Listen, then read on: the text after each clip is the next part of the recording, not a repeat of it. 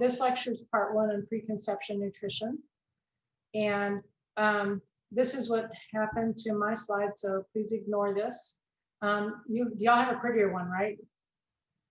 Yes. Yeah, then I could not, hold on, I fixed this, hold on a minute.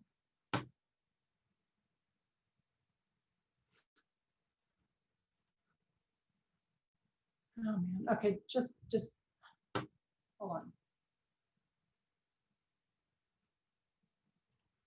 Okay, I fixed it, but this is what I've been dealing with. I'm sorry. So just look at your own printout.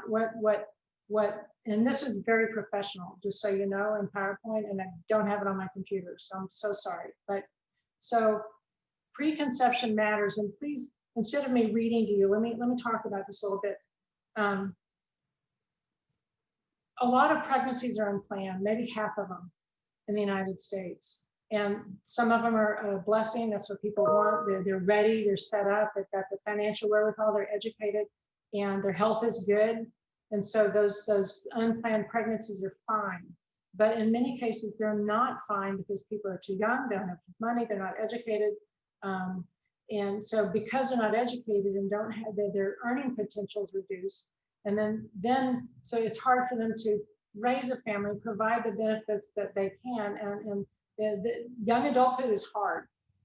Okay, so planning pregnancy makes more sense. And if maternal, and the problems with maternal health is not optimal, what happens too is mom's health declines, and also the outcomes of the pregnancy are a problem. We've talked about this with low birth weight or high birth weight or something, how that affects pregnancy outcomes. So we care about preconception health for everybody, for the mom and for the kids. Okay, don't look at this either. There's just two more stupid slides like this, and the rest of it will be beautiful as it should be. So a plan is important, and the Healthy People 2020 recommends that people should plan their pregnancies. And that means mental health help if they need it, well woman care, access to birth control until they're not ready, until they're ready. And the idea is if women's health is optimal before they enter pregnancy, the whole thing is better. And this is actually true of men too, and we hardly have any services for men. I'll talk about men some in here, not as much as women because women are the pods, right? But nonetheless. Okay, this is the last bad slide, so sorry. So preconception care. What this means is, again, getting care ahead of time. If this happens, if people can go, okay, I'm going to try to get pregnant in the next 3 months, then I'll go talk to a healthcare provider. I don't know what to do. And so women who get this prenatal care or preconception care, and it could be a WIC or with a physician or other healthcare provider, or unfortunately in Texas, many women have no options. But if they have options, then they can get the guidance they need. And that means they'll take enough folic acid. I imagine most of you have heard that folic acid intake is critical for pregnancy. It prevents neural tube defects. And so you've probably seen commercials that say drink your orange juice or take this pill or do whatever so that women have enough folic acid. If they get care, they're more likely to meet those requirements. People that are just in the wild and maybe not working towards pregnancy may have a poor diet, okay, and not get enough. So it helps when they have preconception care. And they'll be up on their vaccinations. Whatever you feel about vaccinations, women who are not vaccinated for pertussis or the flu or for German measles can have serious health outcomes. So vaccinations are critical for her health and the health of her kids. Also, women with care are less likely to gain too much weight. One of the problems is, as our nation, about half of the women in the United States who conceive are overweight or obese. Okay, so that's a health crisis right there. But if a woman has the wherewithal and the support to maintain a healthier weight before pregnancy, it's better for her, better for the kids. Okay, so now on the beautiful slides as they were originally designed. To talk about this, we take a look at physiology a little bit. And this is one of the reasons that require that you have anatomy and physiology, and then you take nutrition and physiology. So you have a basic understanding of how hormones work and anatomy and so forth. And so it's good here to get reacquainted. And I can't point again, so I can't use my cursor here. To get reacquainted with the female reproductive tract. If you look at the top, look at the left there, you see ovum, so that's basically an egg, and then you see a follicle. So that structure where you see ovum and follicle, that's an ovary, that whole big sort of gray thing. If you look on the right-hand side of the uterus, from our perspective, you can see the ovary without those labels, right? So that's the ovary. So the ovary is basically in the body cavity, all right? And then the fallopian tubes, as you can see, are those amoeboid looking or anemone. That's what they look like, anemones that stick out over the ovary. And then there are two that goes all the way into the uterus. So there's the uterus is the thick in the wall, that sort of thing that looks like a cow's head. Okay.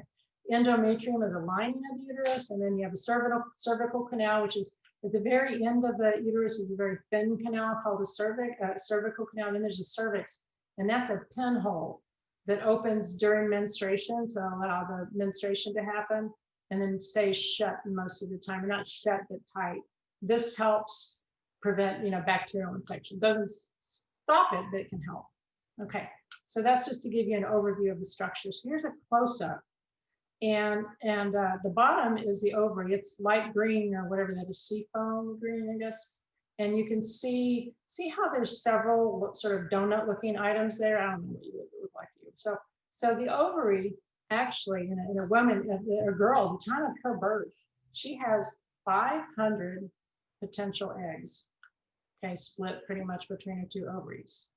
This is just showing a couple of them and showing how one can develop every month. Okay, so, humans, however much you like it, they're pretty much, once they start menstruating, females are fertile until they, at least until the age of 35, and then fertility goes down. But so that ovary, the idea of the ovary is to provide one egg a month that can get fertilized. Okay, and so this is just showing you one side, so that the one that can get fertilized. And what a couple of things I thought you might be interested in. Look at the ovary and see how it connects to the fallopian tube, where the little cilia are. See the oocyte? That's the egg. That came out of that ovary. So actually ovulation, the ovary is filled with eggs, and once a month ovulation occurs and one comes out. It can be on the right side or the left side. A lot of women go back and forth. They can actually feel, some women can actually feel ovulation occur. It's like a little sharp pain. Okay, so anyway, menstrual pain is worse. But anyway, so there's the egg. It's starting its journey in the fallopian tube. What it's going to do, sperm or no, is make its way into the uterus. And then if there's no fertilization, it'll get washed out with the menstrual flow. If there is fertilization, it occurs in the fallopian tube. So you look over here, you see the oocyte. That's the egg that just came out via ovulation. There it is. It gets fertilized right there in the fallopian tubes. Okay, so day one, it's a zygote. Day two, it's got 2 cells, and then so on. And so then the cells start replicating. Okay, so this is the beginning of the very rudimentary beginnings of an organism. Day 8 to 9, if you look over there, then implantation occurs. So that's the uterine lining, also called the endometrium. And we'll have these terms come up for you, but that's where implantation occurs. And if that happens, that section is going to turn into a placenta, which then supports the pregnancy thereafter. So what I wanted you to know from this is just to have the anatomy in mind. And then also, I thought you might care about the timing a little bit. So ovulation, when ovulation occurs, so you see the little bottom of the green, seafoam green, pop, here's the egg. That's ovulation. That egg is good for 12 to 24 hours. And what I mean by good is it can be fertilized. Okay. So that's why when people have difficulty with pregnancy, they get these tests because their temperature changes a little bit, and they can try to figure out when ovulation occurs and plan intercourse around that to try to be more successful in conceiving. So 12 to 24 hours. So how long does sperm last? Because not everybody wants to conceive. Sometimes people don't want to conceive, right? So it's a really good idea to know how long does an egg last and how long does a sperm last, and is this what you want to have happen? So sperm can last up to 5 days. Okay, so let's think about this.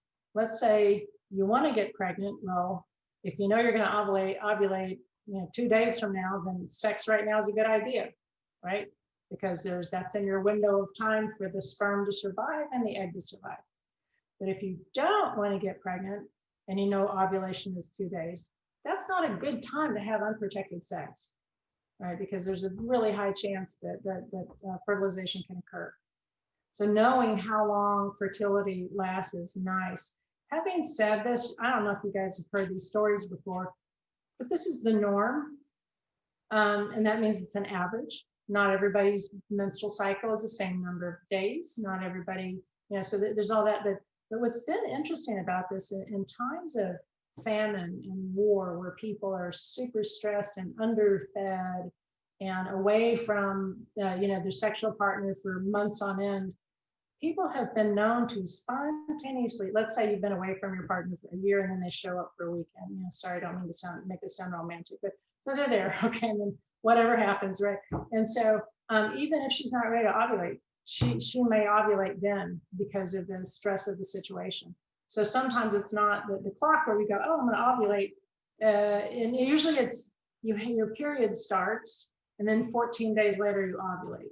Okay, and then you wait 14 more days, and during that time you have your period and all this, and then you start over. So I'll show you a graph of that in a minute, but just kind of giving you an orientation about how all this stuff works. Okay, so the menstrual cycle lasts, I say 28 days. Remember, I just told you it's not perfect, but that's about it. And there's 2 phases, and these names are not hard to learn once we follow through. Notice here, I was talking about the follicle. Right, I said, actually, right here, look on the ovary on the left, how there's an ovum, which is an egg, and a follicle. A follicle is basically a sac that surrounds the egg. In that ovary, each ovum has a little bag around it that can provide nutrition. So that's your follicle. So when menstruation starts, or when you're thinking about the menstrual cycle, we talk about it in terms of the follicular phase when we talk about that follicle and what it's doing, the luteal phase, which I haven't described yet, but I promise it'll make total sense. And then we talk about a handful of hormones here. So this is your list of hormones to come back to when you're studying, so that you can spell the names of the hormones, and you also know what the abbreviations are. So you need to know both. So there's a lot of other hormones involved in health. These are just the ones involved in the menstrual cycle. So they're gonadotropin releasing hormone, follicle stimulating hormone, luteinizing hormone, estrogen, and progesterone. So I promise these will make sense as we go through the next few slides here. Okay, so here is, look at the top, it's the follicular phase. Follicular stands for follicle. Do you remember what the follicle is? Where is the follicle found? In the ovary. Beautiful. A follicle surrounds an egg. So a follicle is in the ovary. And once a month, one egg starts to mature, and that follicle gets fatter. And then when it's time for ovulation, then that egg, you can see at the bottom hand side, that's a picture of the ovary. You can see that one egg coming out. So what happened there is that follicle that's yellow with kind of a green border in it, that follicle erupted, and here comes the egg. And it's going to go into the fallopian tubes. So remember what a follicle is. Okay, so this is a follicular phase. So look at the left here, how this whole mess gets started. And I always think about this because young girls have no idea what they're in for, but oftentimes people start their periods around 12, sometimes 11, sometimes 13.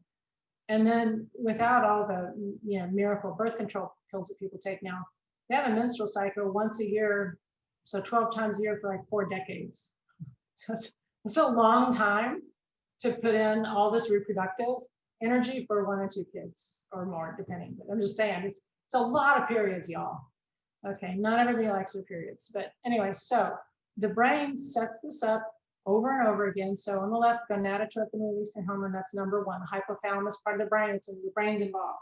So look at the bottom of that. FSH stands for follicle stimulating hormone, and that's produced in the pituitary. So this gonadotropin releasing hormone stimulates the production of FSH by the pituitary. Okay, so then that hormone acts on the follicle of the ovary and has it grow.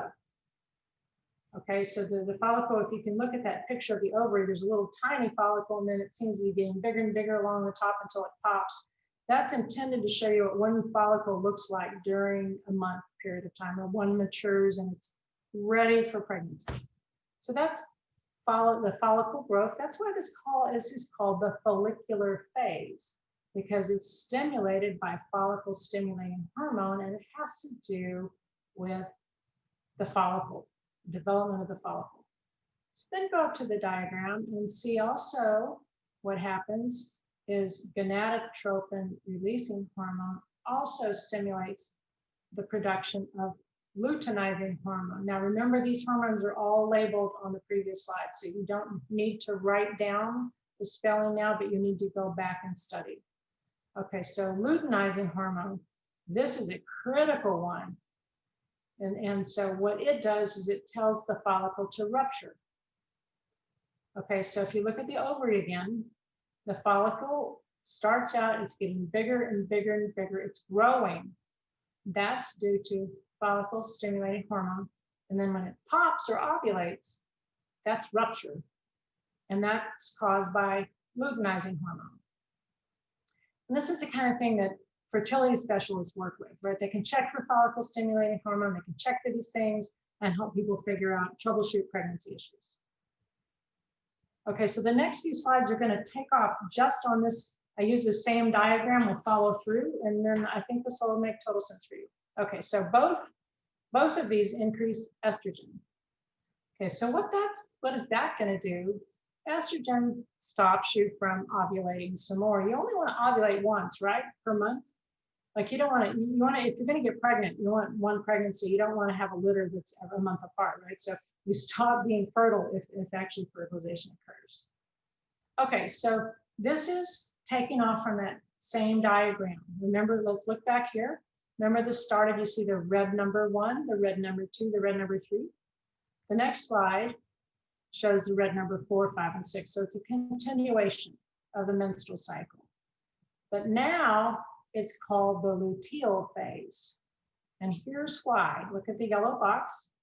After the follicle ruptures and the ovum or egg is released, the leftover part of that follicle has a new name.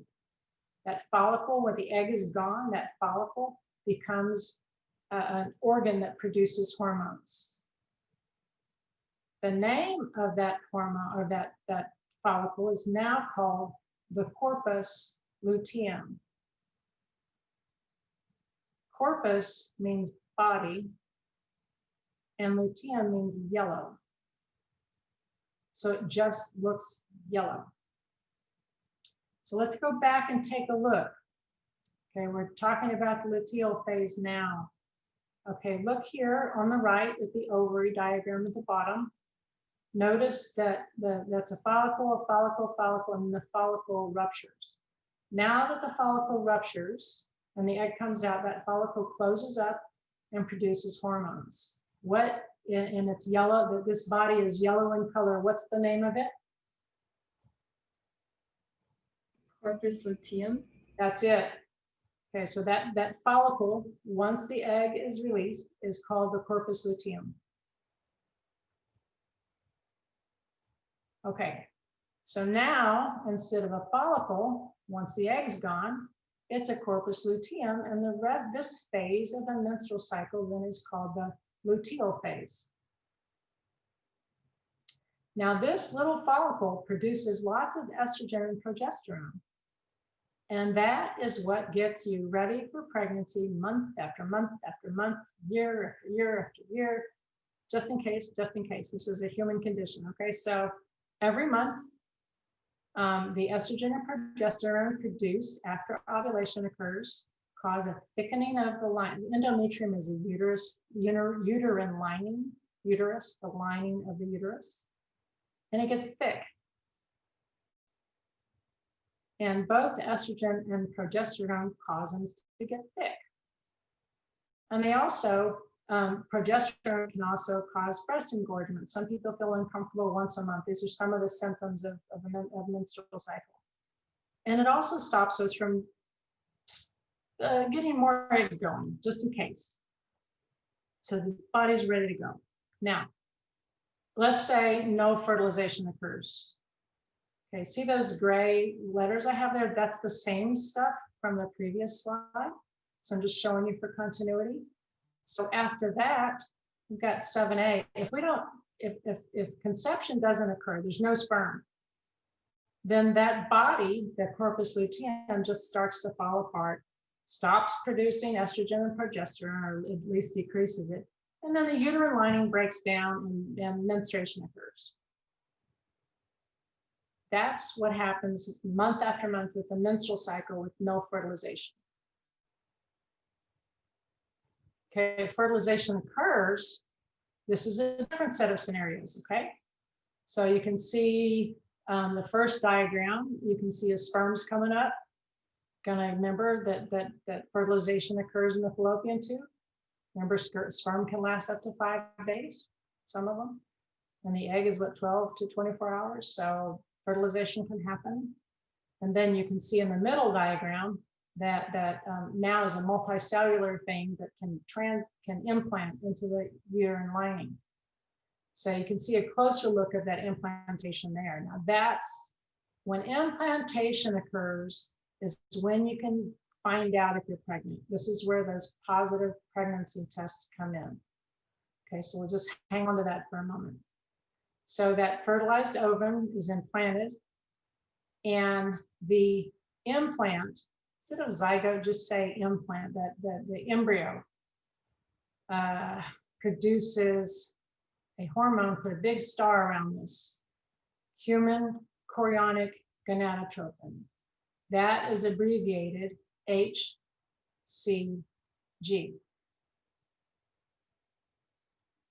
So let me just say this again in a different, slightly different way.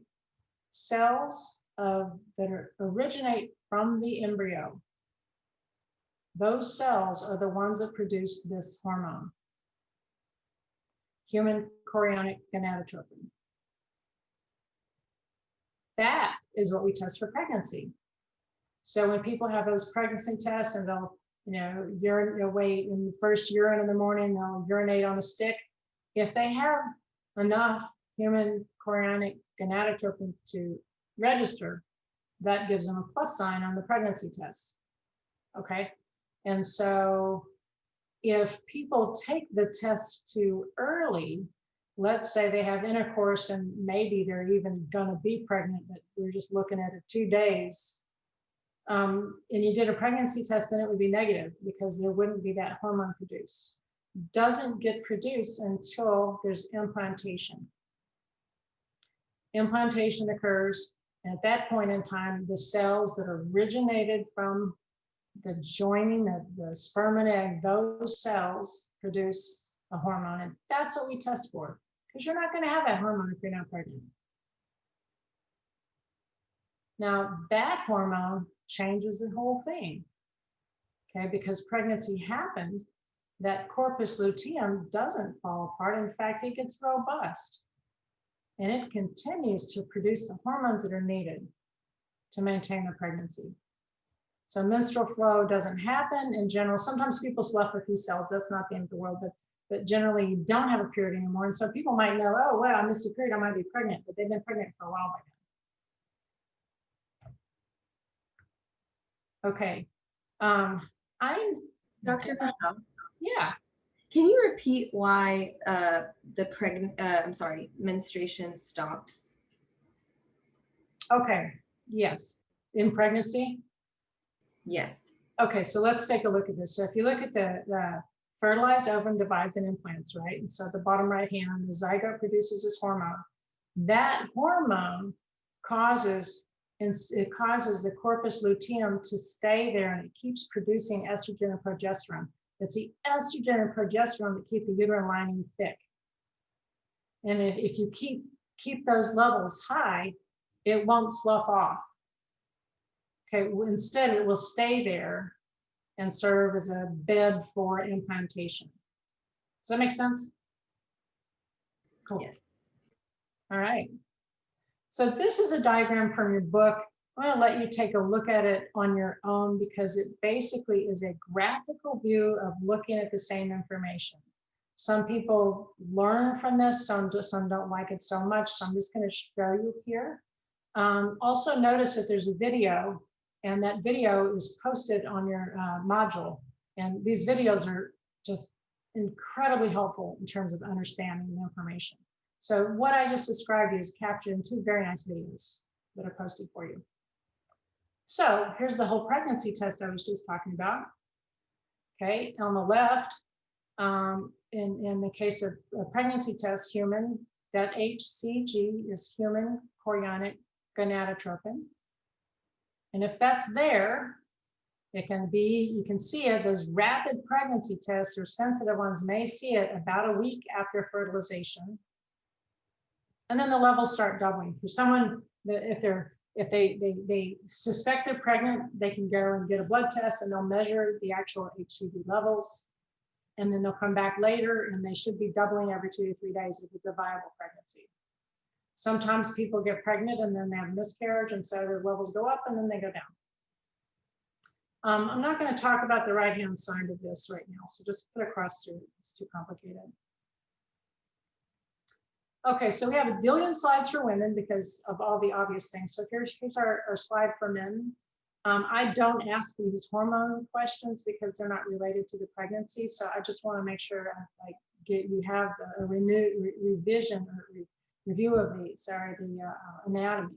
So there's the same hormones, FSH and LH, and they produce sperm, and the LH stimulates testosterone, and then testosterone is necessary for development of male characteristics. So, and so all of this, again, we don't worry about in this class because it's not involved in the pregnancy process.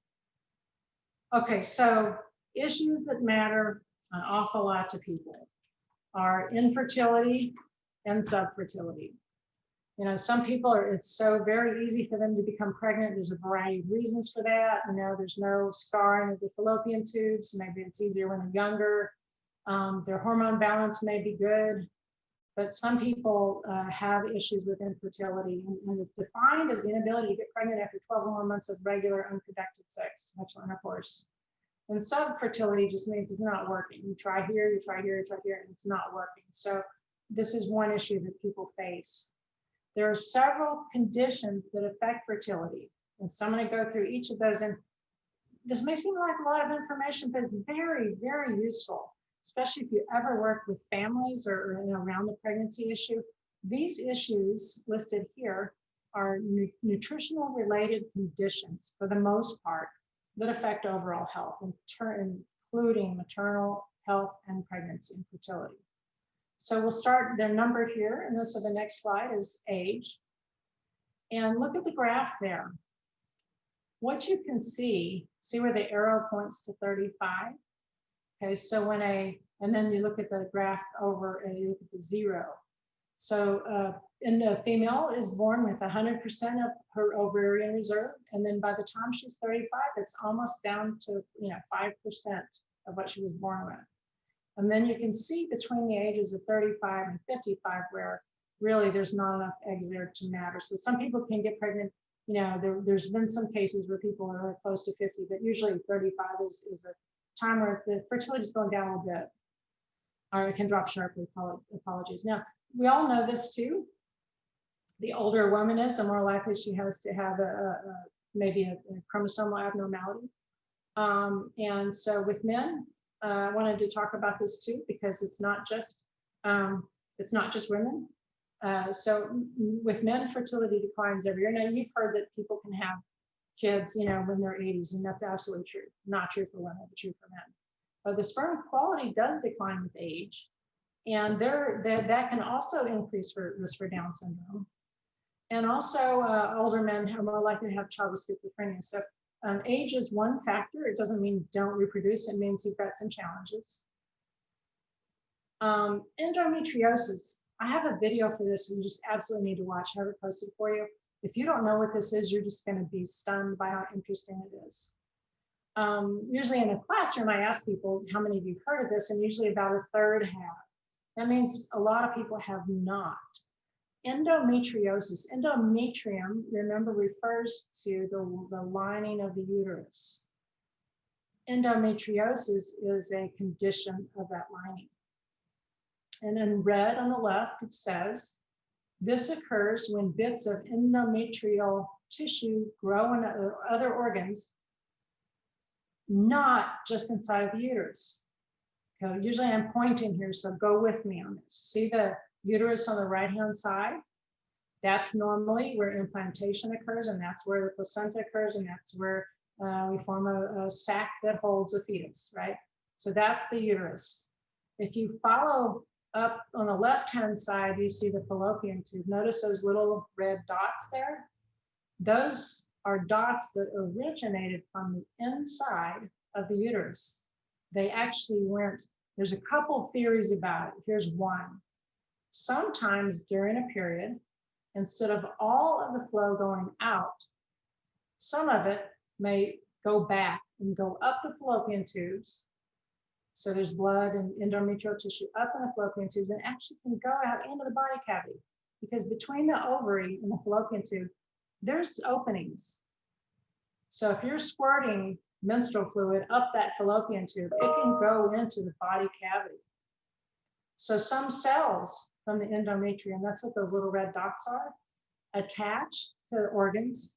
And every month, when the hormones cause that thickening of the uterine lining, those cells also thicken and produce menstrual fluid. So this is not fun. It's a major cause of infertility. Sometimes people have no idea that they have this, except they have terrible cramps. And upon surgery, physicians can take a look at it and see that they have endometriosis. So it affects 5 to 10% of women. And how they diagnose it is shown on the left there. See, she's got her abdomen looks real big, right? That's actually blown up with CO2 or something, so they can look around. And then what they're doing is they're looking for endometrial tissue, and they can pull some of it off with little instruments. So sometimes women can have this treatment and have some of it removed. Sometimes they have to have hormone therapy that, stops menstruation for a while, or even sort of testosterone type drugs to stop this from happening. But this is one of the causes of infertility. The fallopian tubes can actually get scar tissue and get plugged up. And so when intercourse occurs, the sperm don't make it all the way up there and get into the fallopian tube to fertilize.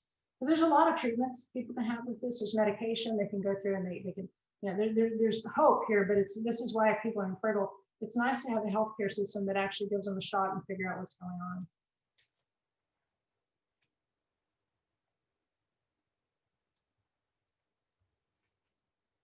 Excuse me. Okay, body weight. I don't know why that slide came on next wrong, but body weight is another issue.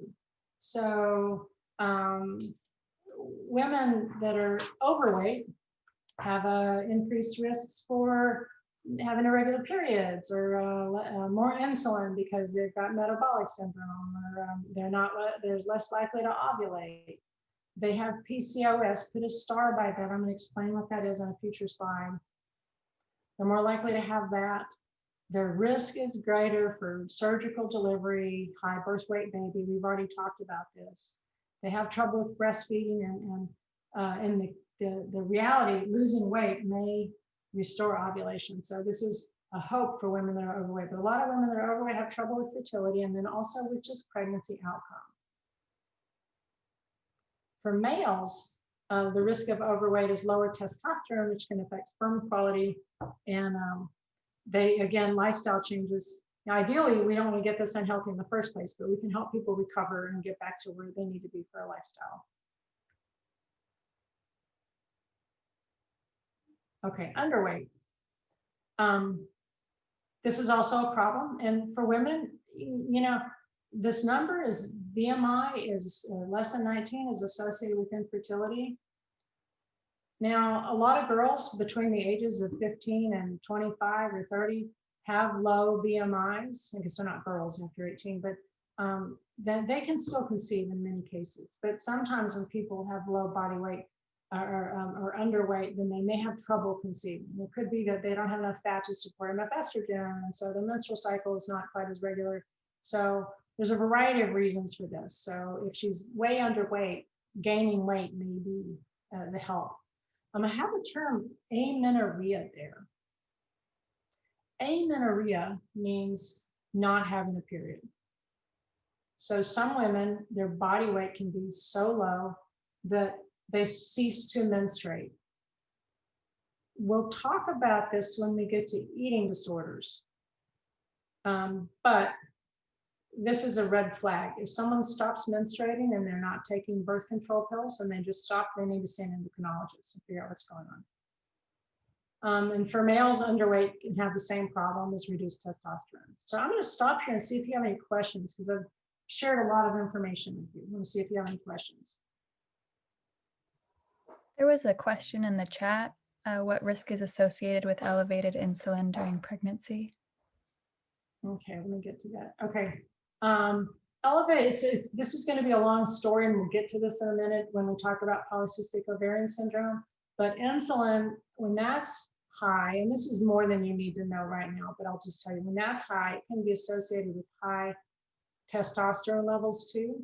So, you know, women and men have, you know, women have more estrogen in general, estrogen and progesterone, and males have more testosterone. But y'all know that there's a variation with this, and women also have testosterone, and men also have estrogens, right? So, but with women, if they have elevated